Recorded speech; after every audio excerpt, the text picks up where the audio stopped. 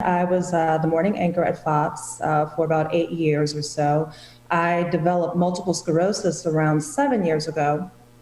And as my condition progressed, my doctor suggested that I medically retire because, as we all know, that TV can be stressful, and it wasn't the healthiest thing for me to get up every morning at 3:30 in the morning and then do 4 hours of live TV. And I had some issues that were going on at the time, and so it was a good decision for me to take a step back and focus on my health. And so at the same time, I went from being a fairly healthy person. I completed a couple of marathons back in the day, but was a fairly healthy person. Didn't take pharmaceuticals, maybe an allergy pill every once in a while. But after I was diagnosed with multiple sclerosis, I was put on a total of 9 pharmaceuticals. And unfortunately, I did not feel better. I quite often felt much worse. After the third trip to the hospital for unrelenting vomiting, sorry if anyone's eating right now, my apologies. But after the third trip to the hospital, my husband suggested, he bluntly stated that I should just smoke a joint. And I did smoke a joint, and I realized that my nausea was alleviated.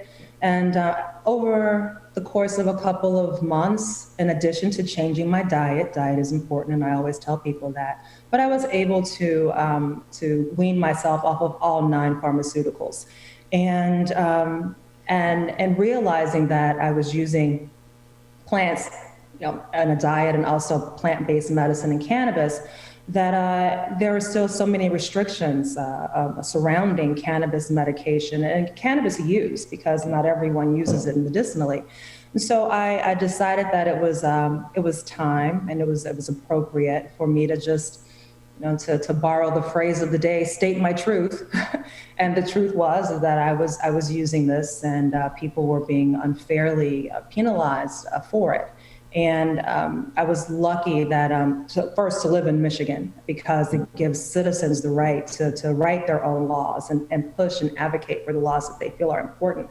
So I joined first MI Legalize. They were the top advocacy group at the time that was pushing for legalization, and I joined their efforts, and they were gracious enough to welcome me wholeheartedly. And I will always have a debt of gratitude to the advocates of this movement, because they welcomed me and they helped me along the way. And through their help, I was able to help other people. So I joined the legalization efforts, and I'm happy to say that in 2018, November of 2018, Election Day, the voters showed what they wanted, and they passed adult use legalization. So in the interim, I was a part of a group of entrepreneurs in the Detroit and Warren area, and we opened Botanic on Election Day in 2018. It was quite successful, and we attracted the eyes of a multi-state operator who gave us an offer within months after we opened Botanic. It took about a year for the sale to be completed, but it was completed in February of this year. So I'm a stock owner of Liberty now.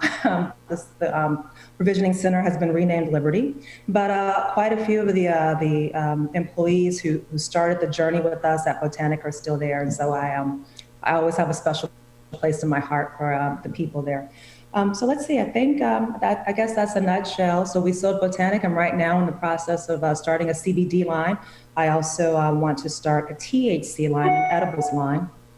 But unfortunately, the price of a key ingredient right now is, there's a shortage of that in Michigan. That's called THC distillate. And right now it's running about 5 times higher than normal.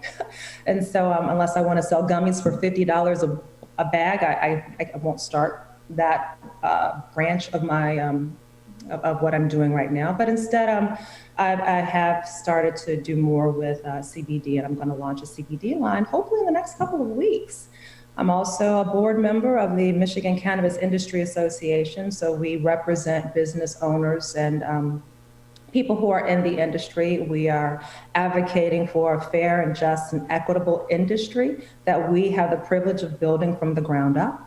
So I work with municipalities in that aspect. I'm on a state work group that's trying to come up with ways to make sure the social equity and racial equity components of this legislation are addressed fairly.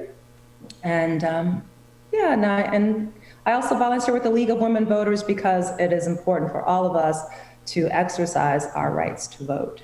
So we are nonpartisan, but it's a great opportunity for people to know their rights and to express their rights and to share their voice and be involved in politics. No matter where you stand, we all have a voice and we all should be heard.